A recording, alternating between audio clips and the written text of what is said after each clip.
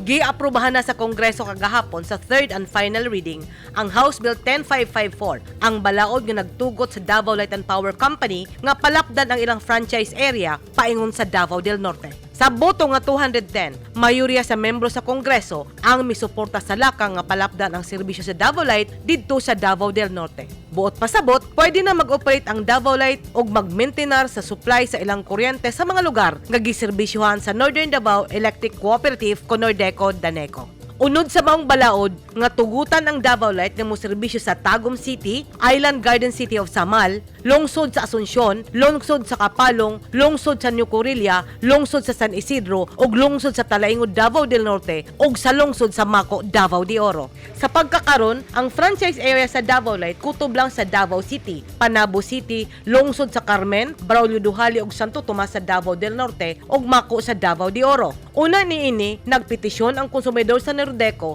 nga tugutan ang ubang power distributor nga mosulod sa Davao del Norte tungod sa dili maayong serbisyo kanila sa Nordeco. Nagpasalamat si Davao del Norte Governor Edwin Hubahib sa mga miyembro sa Kongreso nga nagsuporta sa ilang kausa alang sa katawan sa ilang probinsya. Dako kayo ang akong pasalamat sa Kongreso nga ilag yung nasabtan o nakita gid nila unsa ka importante ang amo ang ipasang complaint against sa Daneco Nordeco nga dili gyud maayo ang pag-deliver og mga serbisyo o dili gyud nila kaya ang pag-operate sa electric power sa Davao del Norte o Davao de Oro.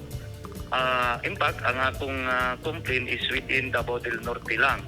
So, dako kayo kong kalipay kay nahatagan og tama nga desisyon nga ilahag yung nakita nga unsa kadako ang problema sa katawan sa Davao del Norte.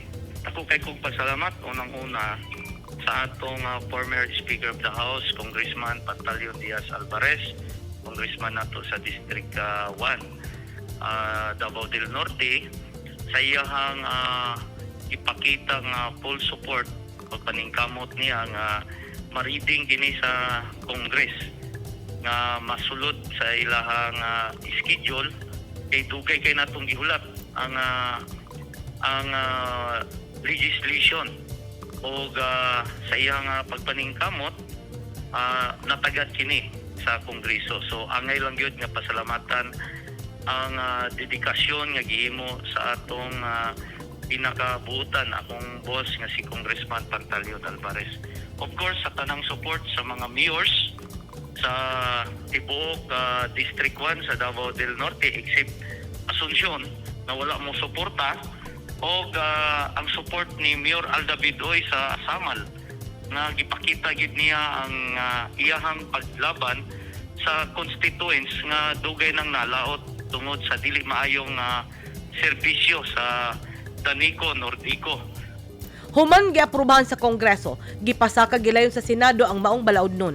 Naglaom si Governor Hubahib nga suportahan sa Senado ang hisgutang balaod tungod kay dunay basihan ang mga senador nga pasudlon ang Davao Light sa Davao del Norte. Kung maaprobahan na kini sa Senado, ipasaka gilayon kini sa buhatan sa Office of the President ug sa panahon nga mapirmahan ni Presidente Rodrigo Duterte ang gitakda sa balaod, ipatuman na ang pagpalapad sa franchise area sa Davao Light. Buot pasabot, pwede nang moserbisyo ang Davao Light sa Davao del Norte.